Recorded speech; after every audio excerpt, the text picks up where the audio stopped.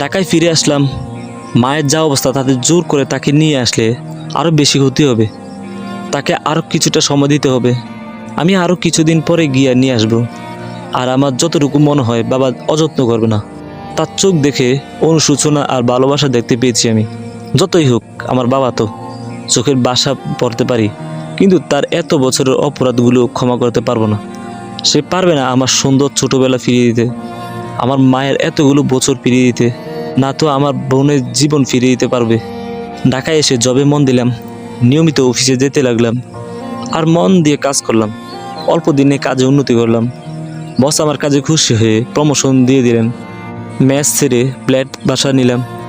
ভেবেছি মাকে এখানে নিয়ে আসার পরে নিশুকে বিয়ে করে নেব। প্রায় 6 মাস পরে আবার বাড়িতে গেলাম। যদি মা একা না থাকতে চান তাহলে বাবাকেও নিয়ে আসবো। উনি যেমনই হোক, আমার মা তাকে ভালোবাসে আর তার কাছে খুশি থাকে। বাড়িতে গিয়ে কিছুটা অবাক হলাম। কেমন অপরিচিত মনে হচ্ছে। দরজা ভেতর থেকে দেওয়া, কিন্তু বাবা বাসায় থাকলে তো দরজা বন্ধ করে রাখে না। আর যদি কোথাও যেত তাহলে বাইরে থেকে তালা লাগিয়ে যেত। 7-5 ভাবতে ভাবতে দরজায় নক করলাম। এক অপরিচিত মহিলা দরজা খুলে দিলেন। আমি অবাক হয়ে তাকিয়ে আছি। আমার বাড়ি, অথচ বাড়ির লোকদের আমি চিনি না। তিনি জিজ্ঞেস করলেন, কে আপনি, কাকে চাই? আমি বললাম, আমি মিহির। কিন্তু আপনি কে, আর আমাদের বাড়িতে আপনি কি করছেন? উনি বলল, ও আচ্ছা, আপনি তাহলে আসলাম সাহেবের ছেলে। জি। উনি বলল, আসুন, ভিতরে আসুন। আমি ভেতরে গেলাম। বাসার ভেতরে গিয়ে আবারও অবাক হলাম। দেয়ালে বাবার ছবিটার বদলে এই ভদ্রমহিলা আর একজন লোকের ছবিটা আনানো। এছাড়া আসবাবপত্র সব কিছুই অন্যরকম। এগুলো কিছুই আমাদের নয়। এই বাড়িটা বাবা শখ করে বানিয়েছেন। চাইলে শহরে বাড়ি করতে পারতেন। প্রাইভেট ফার্মে জব করায় তার অর্থের অভাব নেই, কিন্তু এটা তার বাবার রেখে যাওয়া সম্পত্তি। তাই এখানে তিনি সুন্দর করে একটা দোতলা বাড়ি বানিয়েছেন।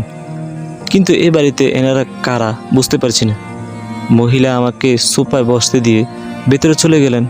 একটু পরে কপি নিয়ে আসলেন। আমি বললাম, আচ্ছা, আপনি কে, আর আমাদের বাড়িতে কি করছেন? আমি কিছুই বুঝতে পারছি না।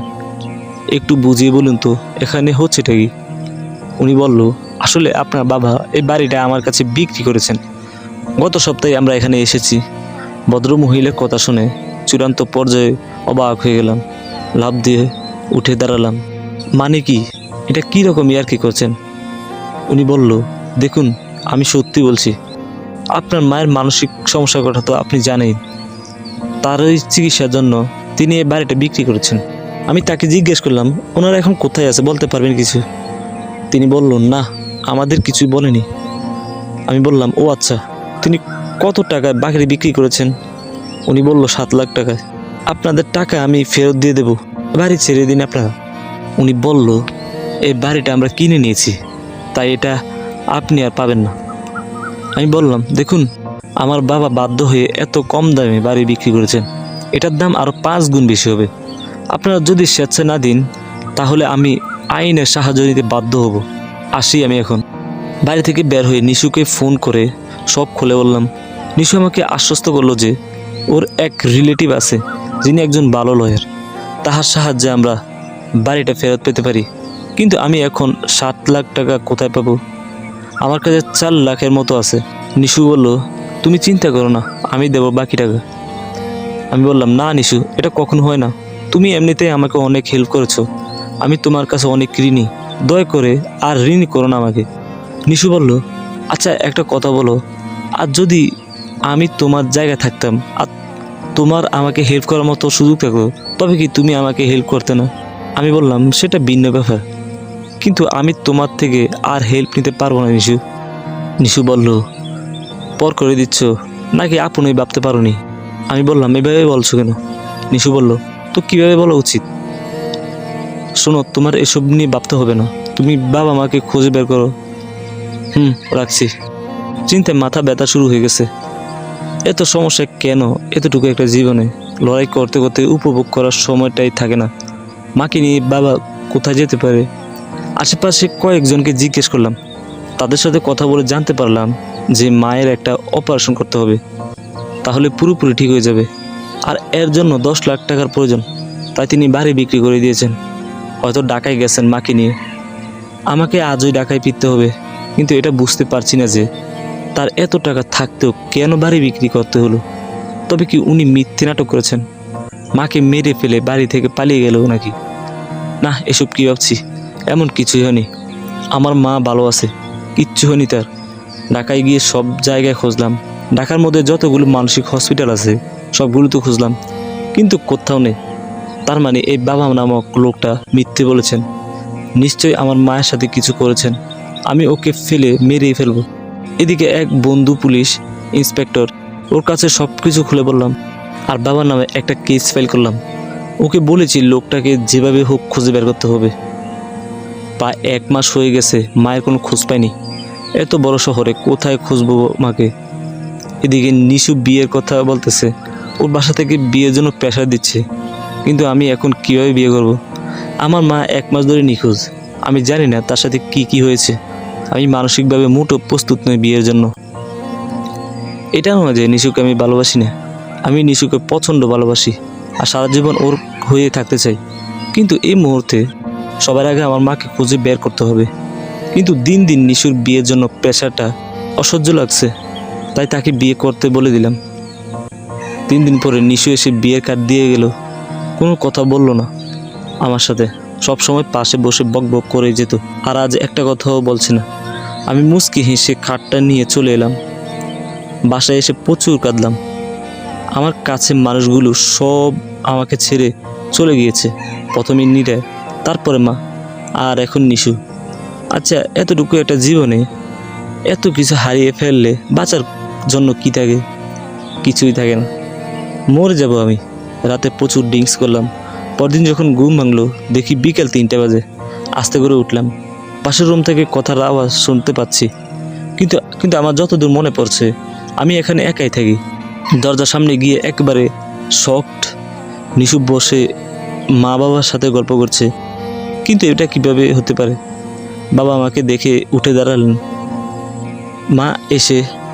মা এসে আমাকে জড়িয়ে ধরে কেঁদে দিলেন। কিছু বুঝতে না পেরে আমি পাথরের মতো দাঁড়িয়ে আছি। কি হচ্ছে সব? বাবা এই প্রথম আমাকে বুকে টেনে নিলেন। আমি আমার অনুভূতিটা বুঝতে পারছি না। অতিরিক্ত আবেগে মানুষ জমে যায়। কিছুটা স্বাভাবিক হওয়ার পরে মাই কথা বললেন। মা বললেন, জীবনে যদি কিছু সঠিক কাজ তৈরি থাকি সেটা হলো তোর বাবাকে ভালোবাসা। মানুষটা রাগী কিন্তু অনেক ভালো মনের।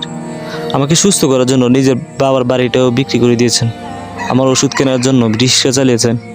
তুই তোর বাবাকে ভুল বুঝিস না বাবা, এটা তোর মায়ের অনুরোধ। আমি বাবার দিকে তাকালাম। বাবা আমার কাঁধের উপর হাত রেখলেন।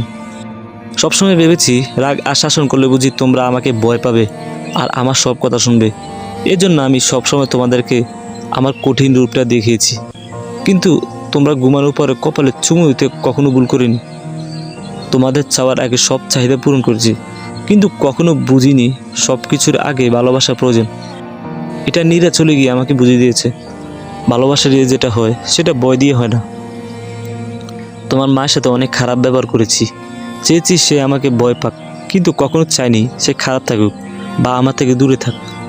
জানি এটা অন্যায় আর আমি এজন্য অনুতপ্ত। আমাকে ক্ষমা করে দিবি বাবা।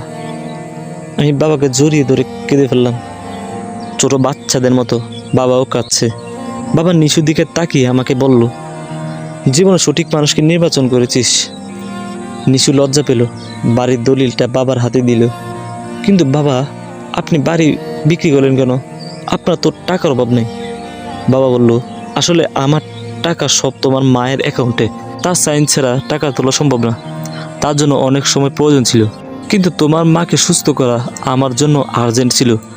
বাড়িতে পরেও পেতাম। আমি বললাম, কিন্তু আমাকে তো বলতে পারতেন। বাবা বলল, আসলে তোমার ঠিকানা আমার জানা ছিল না, আর তুমি এখনও অনেক ছোট।